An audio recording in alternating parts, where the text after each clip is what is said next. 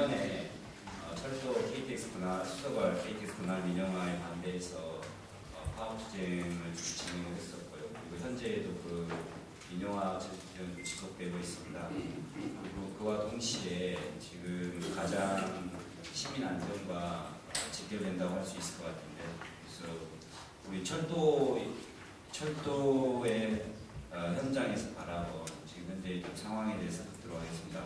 황정우 철도노조 청량리역 지부장님을 모시도록 하겠습니다. 힘찬 박수 모시겠습니다. 네, 반갑습니다. 제가 사실 이 토론회 이런 데 익숙치가 못해서 잘 못할 겁니다. 잘 못하더라도 이해해 주시고.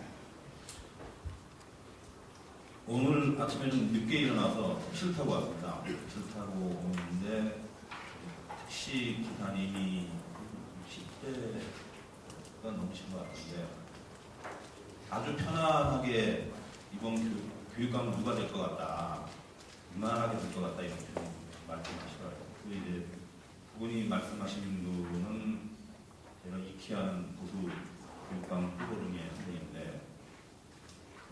이게 세월호 참사를 두고도 여전히 사람들의 가치관이나 이런 것들은 또 다르게 반영되고 있구나, 이런 생각을 했는데, 마침에 이제 제가 세월호 참사 관련해서 토론회 온다 했더니 이분이 관심은 거기에 쏠려 있더라고요.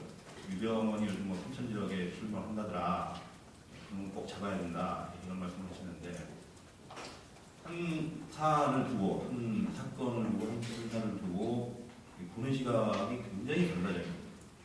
그건 분명히 이번 지방선거에서 보수 후보들을 쭉 찍을 것 같습니다.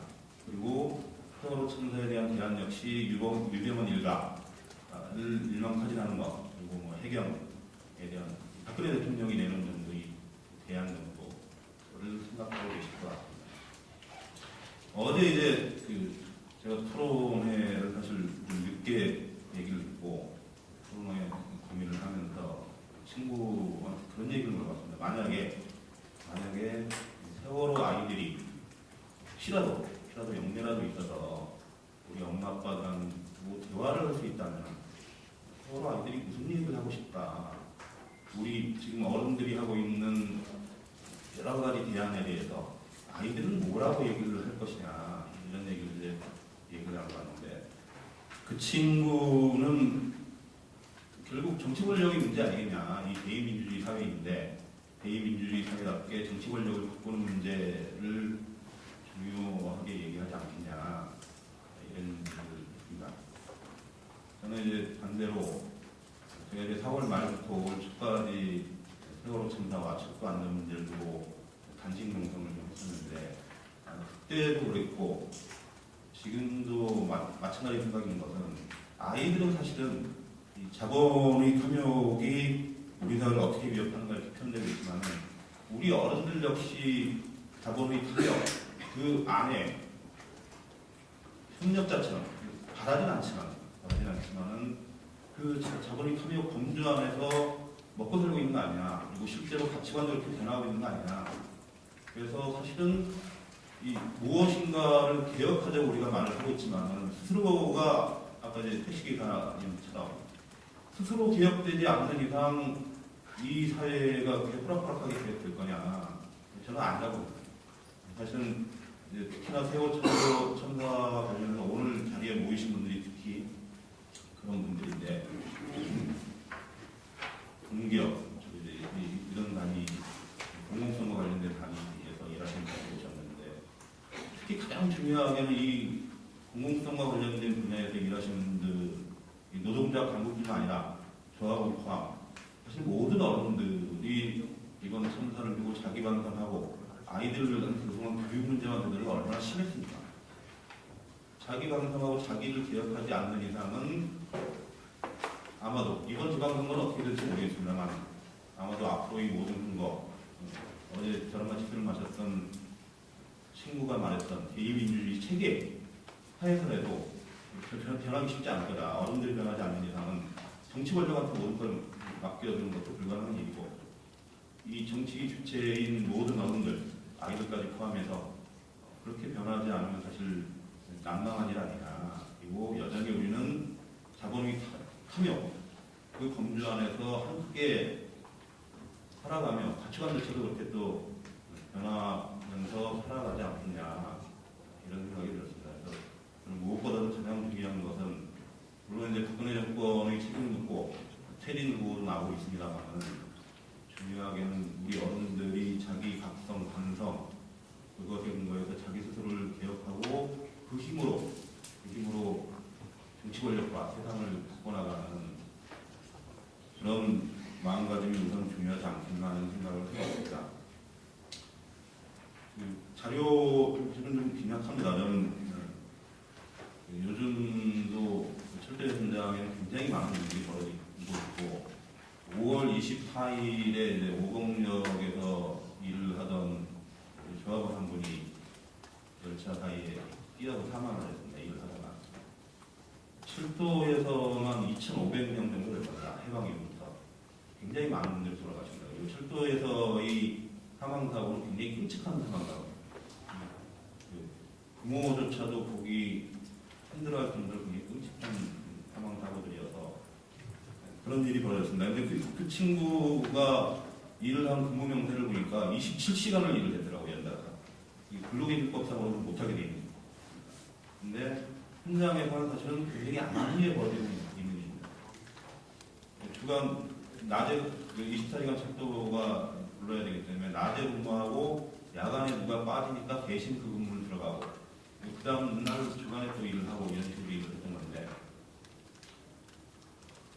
이제 나중에 다시 말씀드리겠습니다. 이제 가장 중요하게 철도 현장, 모든 현장에서 이 노동자들이 존엄이 지켜지고 있느냐, 권리가 지켜지고 있느냐, 잘 안 지켜지니까 이런 사고들이 납니다.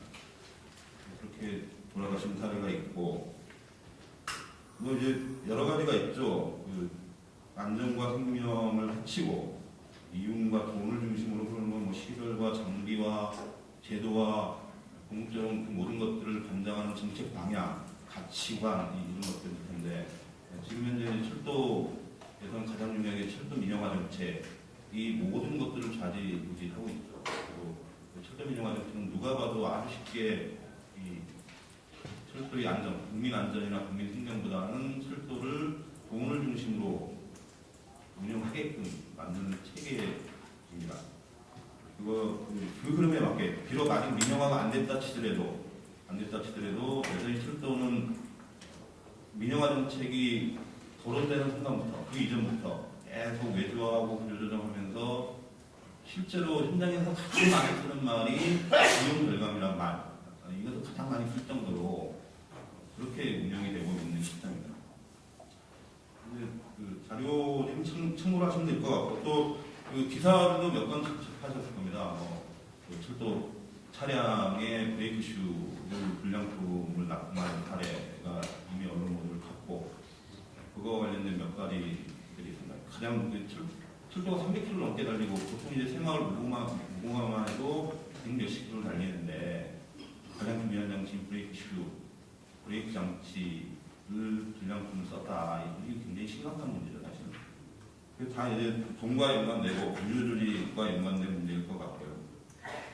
그리고 이제 또 생활호 기관사 한 분이 내가 우리 가족이 생활호를 탄다면 타지 못하게 하겠다. 이런 기사도 썼는데 이 철도노동자는 끔찍한 일입니다. 철도노동자들이 가끔 그런 표현을 씁니다. 구조조정이 너무 험악하고 이럴 때는 큰 사고 한번 나야 돼. 이런 표현을 쓰는데 그런 표현 쓰지 마라 이렇게 제가 달릴 정도로 철도에서 큰 사고가 난다면 굉장히 무서운 일이 벌어지죠.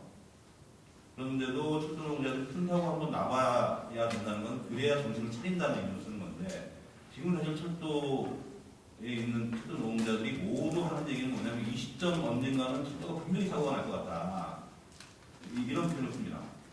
그러면서 이제 고양 차량 뒤에 있는 지부장님이 언론에 제보하고 이런 과정을 밟고 있는 것도 이 위험을 노동자 광고가 아니라 현장에는 조합원들이 요구를 하는 겁니다. 이거 도저히 난 무서워서 일을 못하겠다.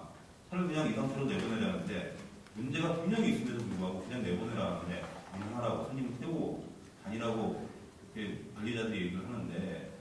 지부장한테 쫓아와서 이거 노사에 내보내달라.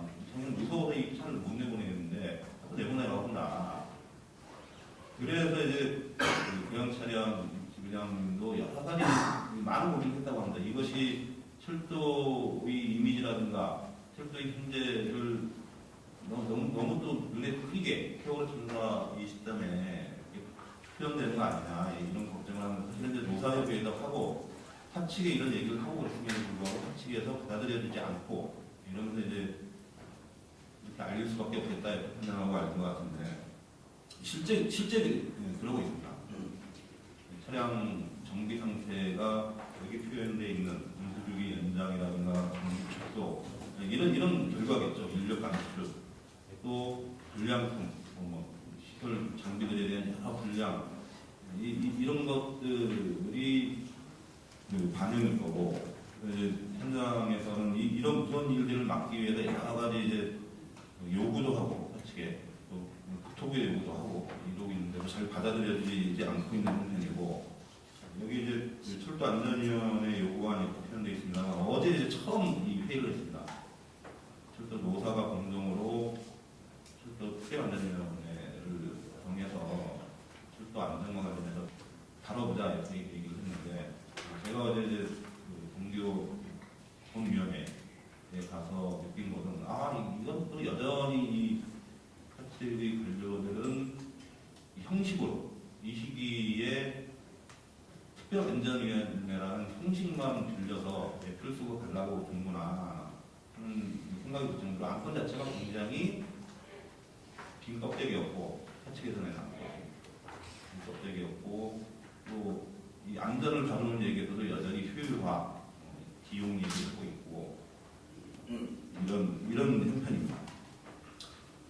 또 한 가지 이제 여기 아직 언론에서 접하지 못하신 내용인데 예를 들어 이제 ITX 청춘타고 요즘 평일에도 좌석이 없을 정도로 굉장히 많이 다니시는데 이 슬로를 놓는 것은 철도 공사에서 하지 않고 철도 시설 관리공단에서 하죠. 근데 이게 슬로 위에는 한 열차가 움직이면은 수백 톤이 움직입니다. 열차 무게 자체만 수백 톤입니다. KTX 18량 편성 정도 되면 1000톤이 넘는 무게가 움직이는데 그만큼 이제 그 노관이 굉장히 단단해야 된다. 탄력도 있어야 되고 그래서 이제 자갈 여러분들이 보시는 자갈이 밑에 깔리고 그것이 굉장히 잘 다져져야 플로가 튼튼하고 또 탄력도 있으면서 운행할 수 있는 건데 이제 그 우리 플로 직원들이 점검을 해보니 그 안에서 이제 맨홀이 빈 공간이 만들어져요. 야 이거 굉장히 심각하다. 그랬는데 겸사겸사 그럼 다 한번 점검해보자. 사측에서는 뭐 관심도 없고 조합원들이 그냥 스스로 한번 점검을 해봤는데 이 맨홀뿐만 아니라 사실은 자갈이 많이 깔려야 된다고 아까 말씀드렸는데 흙바닥 바로 자갈을 살짝 걷어내니까 흙바닥이 나오더라. 이런 것부터 시작해서 굉장히 이제 위험한 사실은 상태입니다.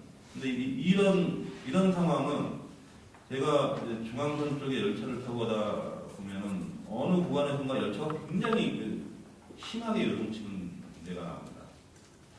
철도에서 일하는 저조차도 깜짝 놀랄 정도로 야 이거 설산하는 거 아니야? 이런 생각이 들 정도로 막 흔들리는 구간이야. 그러면 이제 그 구간에서 일하시는 플로원 직원한테 물어보면 그 구간은 외주화된 것이다. 외주화된 것이라 자기도 알고 있어서 문제제기를 했는데 외주화된 구간이라 어떻게 하지 못하고 있다. 이렇게 말씀하시더라고요.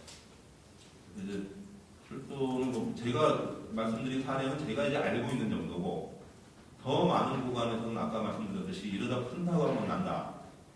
한번 나야 정신을 차릴 거다. 이런 편을 쓰고 있고 실제로 요 근래에 세월호 참사 특히 보면서 조만간 철도가 이럴 것 같아서 걱정이다 이런 걸 참 많이 합니다. 그런 철도에서 시설이나 장비 문제가 그렇게 참 문제가 현실로 철도에서 일하는 분이 느끼고 있는 것이고 이 일단 한 가지 사례만 보면 저희가 파업 기간에 4호선에서 80 노목에서 열차 이 문 사이에 껴서 끌려가시다가 돌아가신 경우에 저는 그때 이제 그 규정을 쭉 살펴보면서 이건 사장을 고발해야겠다. 왜냐하면 파업 전에 그 주간 그 회의 보고 사항 자료를 보니까 지금 현재 철도의 규정상으로는 철도 직원이 아니면 승무원을 할 수가 없습니다. 규정이 그렇습니다. 그런데 이것을 이제 사측에서도 알고 있었던 겁니다. 파업하면은 야 승무원이 아니 직원이 아닌 사람을 태워야겠는데 그것도 안 되죠 사실.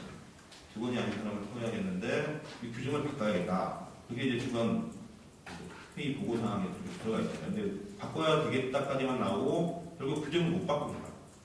못 바꾸고 파업을 맞았는데 무슨 이유 때문에 못 바꾸는지 모르겠는데 파업을 맞았는데 결국은 직원이 아닌 철도대 학생 그것도 1학년 학생을 교육을 제대로 했는지는 모르겠습니다만 대체로 투입했고 또 뭐 구체적으로 살펴보면 뭐 무슨 점수를 주겠다 이렇게 약속을 했던 모양인데 어쨌든 투입됐습니다. 투입돼서 그 학생이 결국은 해당 안 되는 열차 공무원 일을 하다가 사고를 냈습니다. 이제 규정상으로 보면 사장이 책임져야 되는 문제죠. 규정을 어기고 아무리 파업기간이라도 자격이 없는 사람, 규정상 자격이 없는 사람을 대체로 쓴 거예요. 그런데 정작 보면 제도가 이렇게 만들어져 있는 경우에도 이거 무시해버립니다. 쉽게. 굉장히 많은 국가 규정이 있죠. 근로기준법도 있고 산업안전보건법도 있고 또 자체 내에 그거에 따른 규정들이 있는데 아닙니다. 따집니다. 근로기준법이나 산업안전보건법의 한 조항을 따지면 사측의 답변은 뭐냐면은 그것을 자기들 못되는 해석합니다.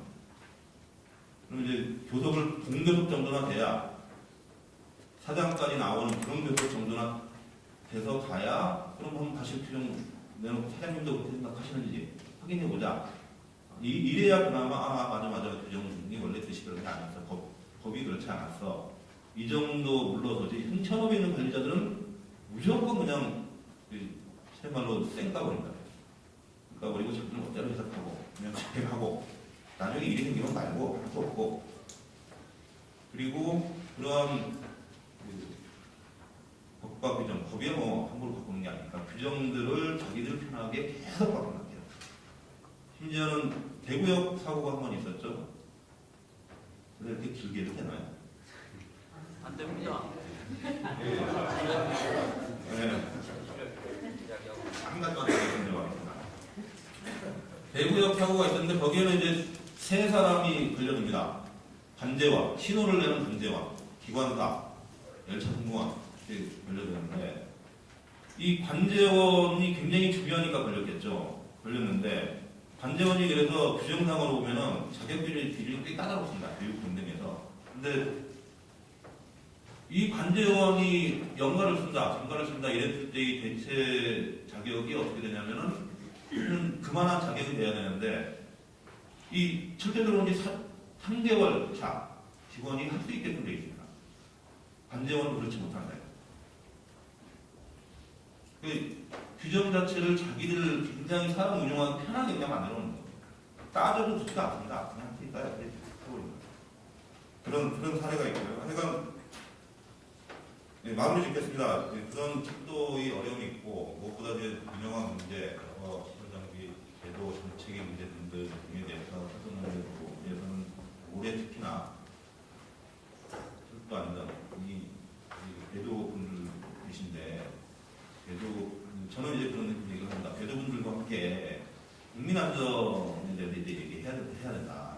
특히 이제 국민안전과 관련된 연기업들 함께 국민안전에 대해서 얘기하고 사실 이제 국민철도 관광지킴이 이렇게 이제 발표를 했는데 저는 국민철도만 갖고 얘기하는 건 너무 돋보인다 이제 솔직히 말하면 국민안전과 관련된 대조직들이 함께 국민안전을 들고 싸워야 되지 않느냐 요구할 거 요구하고 해결할 거 해결을 해야 되지 않느냐 말씀드렸습니다. 참 중요하게는 어제 이제 불안같이 훌마신 친구가 정치 권력을 갖고 있는데 표현했지만 저는 반대로 그 정치 권력을 갖고 있는 주체인 우리가 바뀌어야 된다 이 말씀을 드렸고 그것은 커다란 조직들에서 먼저 시작해야 되지 않나. 그래서 죄송합니다. 너무 길었습니다. 감사합니다. 예, 감사합니다. 예, 또 다르게 또 뭐 최근에 세월호 참사 이후에